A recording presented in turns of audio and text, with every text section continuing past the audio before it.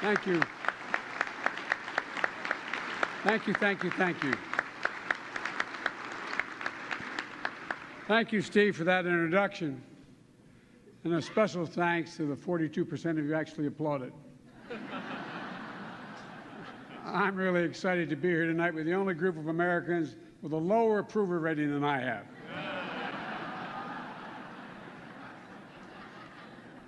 That's hard to say after what we just saw. This is the first time the President attended this dinner in 6 years.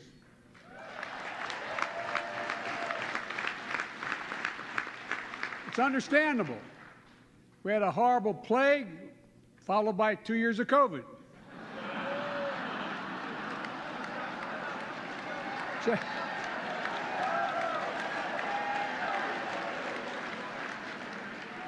Just imagine if my predecessor came to this dinner this year. Now that would really have been a real coup if that occurred. A little tough, huh? But I'm honored to be here at such an event with so much history. It was already referenced. The very first president to attend the White House Correspondents' Dinner was Calvin Coolidge in 1924. I'd just been elected to the United States Senate. I remember telling him, Cal, just be yourself. Get up there, speak from the heart. You're going to be great, kid. You're going to do it well. Of course, Jill is with me tonight. Jilly, how are you, kid? I think she's doing an incredible job as First Lady. The First Lady to continue working full-time as she does as a professor. She doesn't pay much attention to the polls. Though she did say the other day, instead of introducing myself as Jill Biden's husband, maybe I should introduce myself as her roommate. I've attended this dinner many times, but this is my first time as president. The organizers had it hard, made it pretty hard for me tonight. Although the good news is, if all goes well, I have a real shot at replacing James Corden. It was great having him over to the White House the other day, just as he announced he's leaving the show. Great performers, going out on top after 8 years in the job. Sounds just about right to me. And it's tough to follow pros like James and Billy Eichner. Billy, where are you again? Where is he? Well, Billy, you're famous for your interviewing skills. Billy, you should know what you're doing, pal. You know it well. And I think you should hope meets the press. Maybe they start to watch it again. I've never had to open, and I'll never be invited to meet the press again. Anyway, never have to open before Trevor Noah. Trevor's great. When I was elected, he did a show and he called me America's new dad. Let me tell you something, pal. I'm flattered anybody would call me a new anything. You're my guy. And folks, it's been a tough few years for the country. There's one reason why it's great to be here again. Everyone at the White House is so excited. I told my grandkids and Pete Buttigieg they could stay up late and watch this show tonight.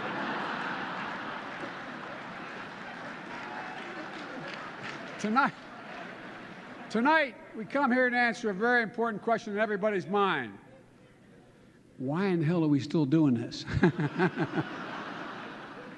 I know there are questions about whether we should gather here tonight because of COVID. Well, we're here to show the country that we're getting through this pandemic. Plus, everyone had to prove they were fully vaccinated and boosted. So if you're at home watching this and you're wondering how to do that, just contact your favorite Fox News reporter. They're all here, vaccinated and boosted, all of them.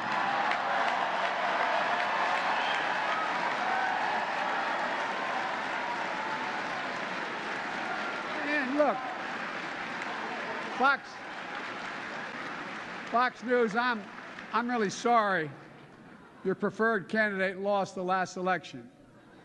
To make it up to you, I'm happy to give my chief of staff to you all so he can tell Sean Hannity what to say every day. In fact, Ron Klain is here at the CBS table, which hired Mick Mulvaney. Mick on CBS, I was stunned. I figured he'd end up on Masked Singer with Rudy. Amazing hire, guys, really quite amazing. And look, I know this is a tough town. I came to office with an ambitious agenda, and I expected it to face stiff opposition in the Senate. I just hoped it would be from Republicans. But I'm not worried about the midterms. I'm not worried about them. We may end up with more partisan gridlock, but I'm confident we can work it out during my remaining 6 years in the presidency. And folks, I'm not really here to roast the GOP. That's not my style. Besides, there's nothing I can say about the GOP that Kevin McCarthy hasn't already put on tape. And, you know, at the same time, a lot of people say the Republican Party is too extreme, too divisive, too controlled by one person. They say that's not your father's Republican Party. Ronald Reagan said, Mr. Gorbachev, tear this wall down. Today's Republicans say, tear down Mickey Mouse's house. And pretty soon they'll be storming Cinderella's castle, you can be sure of it. But Republicans seem to support one fella, some guy named Brandon. He's having a really good year, and I'm kind of happy for him.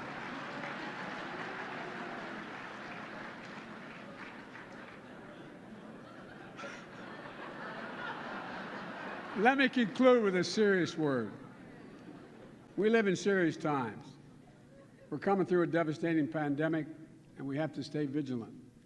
I know Kamala wanted to be here, for example. Thankfully, she's doing well. You should all know she sends her best. We're in a time when what we so long taken for granted is facing the gravest of threats, and I'm being deadly earnest. Overseas, the liberal world order that laid the foundation for global peace, stability, and prosperity since World War II is genuinely, seriously under assault. And at home, a poison is running through our democracy. Of all this taking place with disinformation massively on the rise, where the truth is buried by lies and the lies live on as truth. What's clear, and I mean this from the bottom of my heart, that you, the free press, matter more than you ever did in the last century. No, I really mean it. I've always believed that good journalism holds up a mirror to ourselves to reflect on the good, the bad, and the true. Tonight, I want to congratulate the awardees and the scholarship winners who carry on that sacred tradition. We've all seen the courage of the Ukrainian people because of the courage of American reporters in this room and your colleagues across the world who are on the ground taking their lives in their own hands.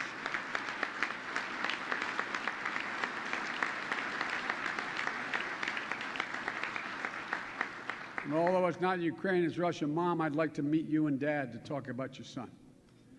We just saw a heartbreaking video. 9 have been killed, reporting from Kyiv, struck by kamikaze drone strike after a shopping mall attack, shot in the neck while documenting Ukrainian fleeing, killed when Russian missiles hit the television tower in a residential neighborhood. One journalist from Radio Liberty just killed days ago.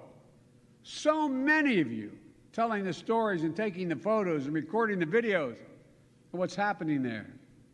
The unvarnished truth showing the destruction and the devastation and, yes, the war crimes.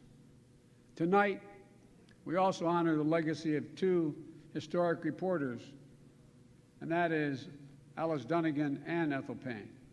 I'm glad you saw that tonight. I didn't know you were doing that. These are the first black women to be White House reporters who shattered convention to cover a segregated nation. We honor journalists killed, missing, imprisoned, detained, and tortured, covering war, exposing corruption, and holding leaders accountable. We honor members of the press, both national and local, covering a once-in-a-century pandemic where we lost 1 million Americans, a generation reckoning on race, an existential threat, climate change. The free press is not the enemy of the people. Far from it. At your best, you're guardians of the truth. President Kennedy once said, and I quote, "Without debate, without criticism, no administration, no country can succeed, and no republic can survive."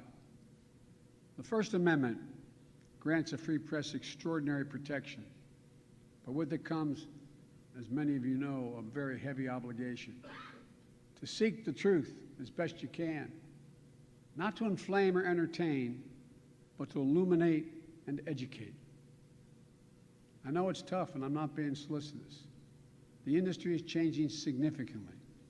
There's incredible pressure on you all to deliver heat instead of shed light because the technology is changing so much.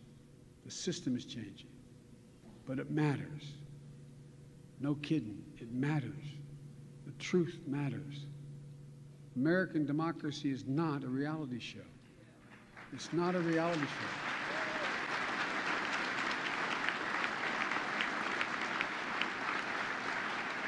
It's reality itself. And the reality is that we are a great country. Our future is bright. It's not guaranteed because democracy is never guaranteed. It has to be earned. It has to be defended. It has to be protected. As you've heard me say many times, there's not a damn thing this country can do when we stand united and do it together. And I know we can do anything we want to do. That's right. I've been around a long time, as has been pointed out many times tonight. But I give you my word as a Biden, I've never been more optimistic about America than I am today. I really mean it. At times of enormous change, it presents enormous opportunities.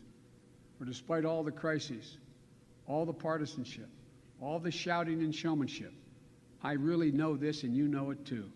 We are a great nation because we're basically a good people. And here in America, good journalism, good satire about our leaders, about our society, is quintessentially an American thing. It demonstrates the power of our example. And I honest to God believe it reveals our soul, the soul of our nation. And that's what I'd like to toast tonight. If I may. To the journalists and their families, to the people and the elected representatives, to the United States of America. And by the way, Madeleine Albright was right. We are the indispensable nation. Ladies and gentlemen, I'm going to turn this over to Trevor now. Strap myself into my seat. And Trevor, the really good news is, now you get to roast the President of the United States. And unlike in Moscow, you won't go to jail. Podium is yours.